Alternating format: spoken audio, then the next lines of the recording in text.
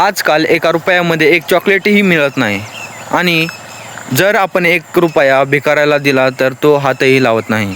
आणि या पांढऱ्या दाढीवाल्याने 1 रुपयामध्ये अख्खा देश विकलेला आहे.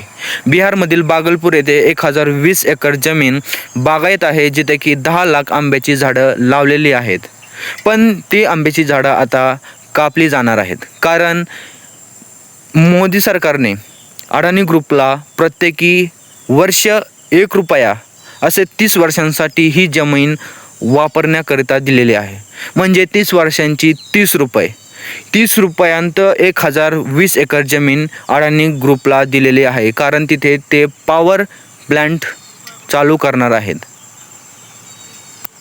आणि काही अंधभक्त म्हणतील की मोदी आणि अडाणी आपल्या भारत देशाला पुढे नेत आहेत, पण त्यांना सांगू इच्छितो की आपला भारत देश हा खोकला होत चाललेला आहे, आतून खोकला होत चाललेला आहे. आणि जे वरवरचे डेव्हलपमेंट दिसतात ना, ते नकली आहेत किंवा देखावा आहे फक्त.